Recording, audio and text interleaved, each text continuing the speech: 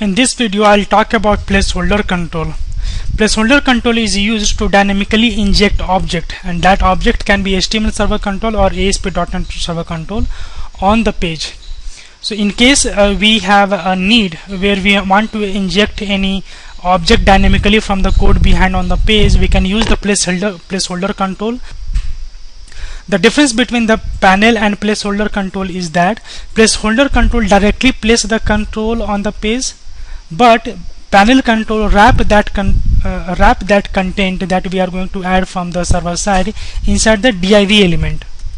Okay, I think if you are not sure about the panel control, you should see the previous video related with the panel control. So here I am going to show you that how to add or how to place controls on the page without wrapping inside the div container. Or in other words, you can also say that how to add controls into the placeholder control. So here is my placeholder control. You can see that there is nothing inside it, simply ASP plus header, placeholder 1 is the ID and run at equal to server.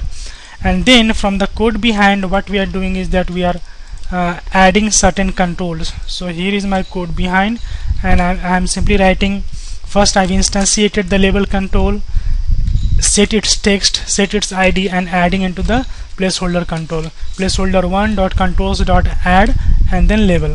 In the same way, I have added the text box, and then I have added the literal control, and then again the label, and then again text box. So I have added basically 1, 2, 3, 4, and 5 controls from the code behind. This first let us see, let me just comment these out and let me show you that how it is looking like when I'm running this page without anything from the code behind. So on this page I have just placeholder control, that's it. Now let me run this page and show you how it is looking like.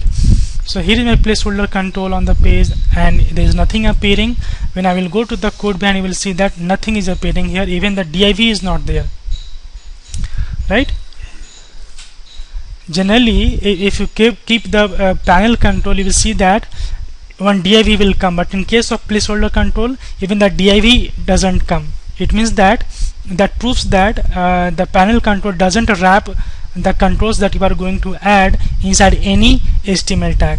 Now let me uncomment these codes, and when I will uncomment this code, naturally all these controls will get added into the placeholder control. So now let me run this page, and you will see that all those controls like label first name, and then text box, then label last name, and then text box, and then we are specifying the text of that particular label, and everything is being added into this particular placeholder. You can see that all things are being added into this placeholder, and one very important to note here is that it is not being wrapped into any HTML div element. So this is the basic difference between the panel and the placeholder control. So in case you have a need where you don't want to wrap the controls inside any div element, then you can use the placeholder control. And if in case you want to wrap it with the wrap your controls within the div, then you can use the panel control. These are basically very important when you are dealing with the CSS styles on the page, and you have some CSS style written for the div, and when you are using the panel controls, then that div is also getting affected. So if in case these kind of scenarios are there, then you can simply use placeholder controls, so that your content that you are going to add dynamically from the code behind will simply directly get written on the browser web page.